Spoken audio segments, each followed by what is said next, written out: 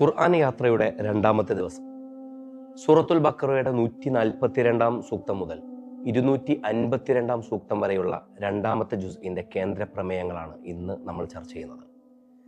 വിശ്വാസികൾക്ക് അള്ളാഹു നിർബന്ധമാക്കിയിട്ടുള്ള അനുഷ്ഠാന നിയമങ്ങൾ, അതോടൊപ്പം വിശ്വാസി സമൂഹത്തിന്റെ പൊതുചരിത്രം, ഇത് വിശദീകരിക്കുകയാണ് സൂറത്തുൽ ബഖറയുടെ ഈ മധ്യഭാഗം ചെയ്യുന്നത്.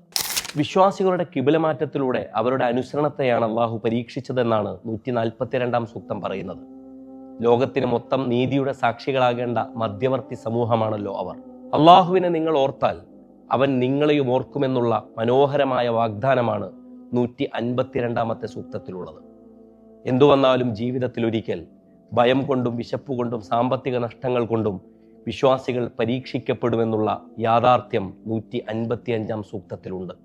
ജാഹിലിയ കാലത്ത് തങ്ങൾ അനുഷ്ഠിച്ചിരുന്ന ഹജ്ജിന്റെ തുടർച്ചയിൽ സഫ മർവ മലകളിലൂടെ ഇപ്പോഴും നടക്കേണ്ടി വരികയാണെങ്കിൽ അതിൽ പ്രശ്നമില്ലെന്നും അത് ദൈവ ചിഹ്നങ്ങളുടെ ആദരവാണെന്നും പറയുകയാണ് 158 സൂക്തത്തിൽ.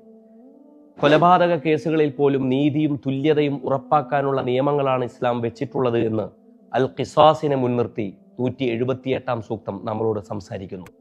റമളാൻ കേന്ദ്ര പ്രമേയമായി വരുന്ന 183 സൂക്തം മുതലുള്ള വിശുദ്ധ ഖുർആനിന്റെ പരാമർശങ്ങൾ വിശ്വാസികൾക്ക് നോമ്പ് നിർബന്ധമാക്കപ്പെട്ടത് അവരുടെ തഖ്വ കൂടുതലായി നേടിയെടുക്കുന്നതിനുള്ള ഉപാധിയാണെന്ന് വിശദീകരിക്കുകയാണ് ചെയ്യുന്നത്. അള്ളാഹുവിനോട് വിളിച്ചു പ്രാർത്ഥിക്കാൻ നിങ്ങൾ വേറെ എങ്ങോട്ടും പോകേണ്ടതില്ലെന്നും അവൻ നിങ്ങളുടെ സമീപസ്ഥനാണെന്നും വിശദീകരിക്കുകയാണ് ഈ പേജിന് അവസാനം. പ്രതിരോധത്തിന് അനുവാദമുണ്ടെങ്കിലും അതിക്രമം കാണിച്ചുകൂടാ എന്നാണ് യുദ്ധമര്യാദകളെ മുൻനിർത്തി 190 സൂക്തം സംസാരിക്കുന്നത്. വിവാഹവും വിവാഹമോചനവും മുൻനിർത്തി അവയിലെ മാന്യമായ നിയമങ്ങൾ പാലിക്കുന്നതിലൂടെയാണ് കുടുംബം പരിരക്ഷിക്കപ്പെടുന്നതെന്ന വിശദീകരണമാണ് 221 സൂക്തത്തിലുള്ളത്. സാമ്പത്തിക ചൂഷണത്തിനെതിരായുള്ള കർശനമായ ഇസ്ലാമിന്റെ നിലപാടാണ് പലിശ നിരോധനമെന്ന് പറയുകയാണ് 245 സൂക്തത്തിൽ. നേതൃത്വത്തിന് വേണ്ടത് നിങ്ങളുടെ തറവാടിത്തവും പാരമ്പര്യവുമല്ല, മറിച്ച് അറിവും ശാരീരിക ശേഷിയുമാണെന്നാണ് താലൂത്തിനെ മുൻനിർത്തി നേതൃത്വത്തെ അള്ളാഹു പ്രതിപാദിക്കുന്നത്.